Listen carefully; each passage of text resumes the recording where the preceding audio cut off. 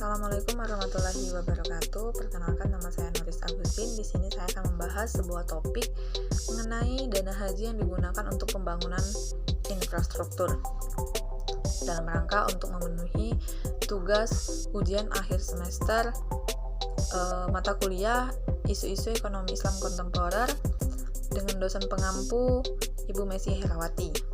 Nah, di sini saya mereview sebuah jurnal, yaitu Jurnal Al-Adl, jurnal hukum, yang judulnya Pertanggungjawaban Hukum pada Pengelolaan Dana Haji untuk Investasi Infrastruktur, yang mana sudah saya ringkas, yang pada intinya jurnal tersebut menjelaskan ada undang-undang yang secara khusus mengatur tentang pengelolaan dana haji.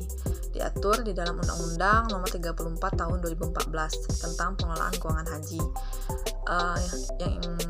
yang berbunyi dana haji adalah dana setoran biaya penyelenggaraan ibadah haji, dana efisiensi penyelenggaraan haji, dana abadi umat, serta nilai manfaat yang dikuasai oleh negara dalam rangka penyelenggaraan ibadah haji dan pelaksanaan program kegiatan untuk kemaslahatan umat. Secara khusus, pasal 5 undang-undang ini menyebutkan ada 5 macam bentuk penerimaan keuangan haji. Yang pertama, setoran BPIH. Yang kedua, nilai manfaat keuangan haji. Yang ketiga, dana efisiensi penyelenggaraan ibadah haji, DAU, dan sumber lain yang sah dan tidak mengikat. Nah, kemudian di dalam jurnal ini ada poin-poin penting lagi, yaitu jumlah dana haji yang masuk setiap tahunnya meningkat. Pengelolaan dana haji ini dirasa belum maksimal. Karena mengapa? Penggunaannya sebatas investasi dalam bentuk produk perbankan, surat berharga, emas, investasi langsung, dan investasi lainnya. Pada praktiknya saat ini, penggunaan dana haji ini dikelola oleh perbankan syariah dan investasinya hanya sebatas produk-produk perbankan syariah saja. Nah, berdasarkan jumlah dana haji yang semakin menumpuk dan pemanfaatannya yang kurang maksimal, sehingga hal ini yang menjadikan alasan dasar oleh Presiden untuk merencanakan menjadi dana investasi pembangunan infrastruktur. Nah, mengingat dana investasi infrastruktur itu keuntungannya bisa mencapai 12%.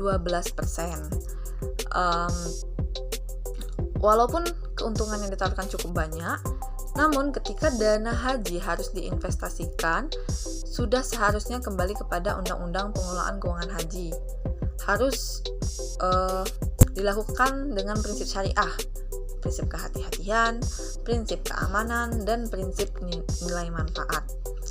Nah, di samping itu, hukum penempatan dana BPIH pada bank konvensional adalah haram.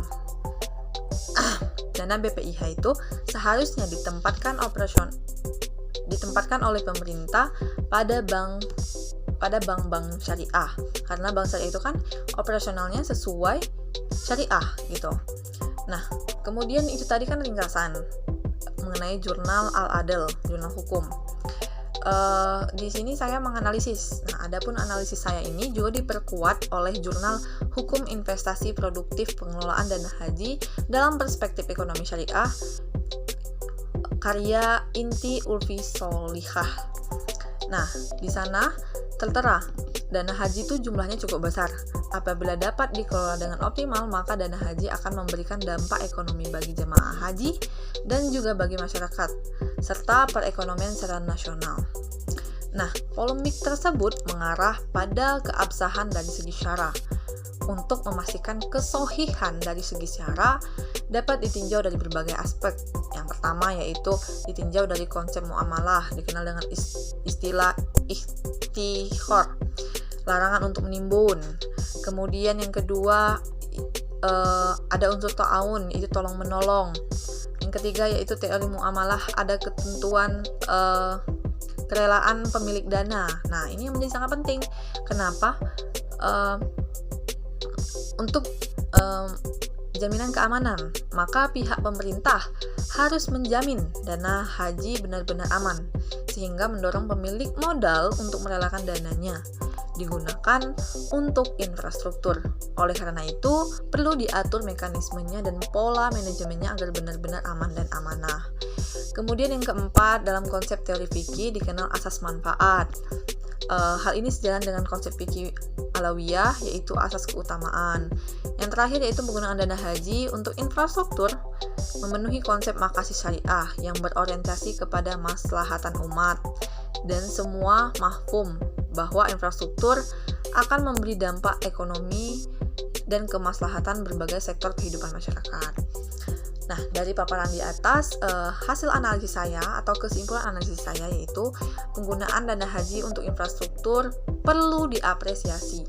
Tentu harus melibatkan semua pihak dan pengaturan yang baik agar dana haji di dalamnya dapat mengakomodir dimensi dari segi ekonomi, masyarakat secara serentak.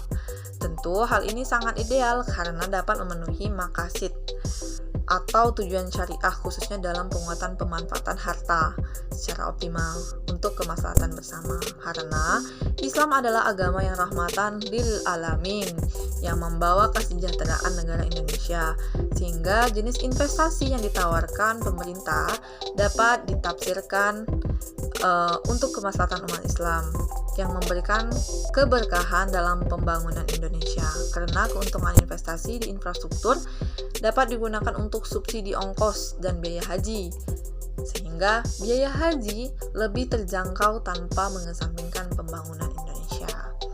Mungkin hanya itulah yang dapat saya sampaikan mengenai review jurnal Al-Adal, jurnal hukum mengenai pertanggungjawaban hukum pada pengelolaan dana haji untuk investasi infrastruktur. Yang pada intinya boleh dana haji itu digunakan untuk pembangunan infrastruktur asalkan sesuai dengan syarat ya. Yang pertama tadi tolong menolong, harus ada kerelaan antara orang yang memberi dana dengan yang menerima dana juga. Terus perlu diapresiasi karena dapat digunakan untuk subsidi ongkos biaya haji sehingga biaya haji itu lebih terjangkau. Jadi sah-sah saja jika dana haji itu digunakan untuk pembangunan infrastruktur. Mungkin hanya itu yang dapat saya sampaikan. Semoga bermanfaat. Apabila ada kesalahan kata, saya mohon maaf. Kepada Allah saya mohon ampun karena masih dalam tahap belajar. Saya akhiri. Wabillahi taufiq wal hidayah. Wassalamualaikum warahmatullahi wabarakatuh.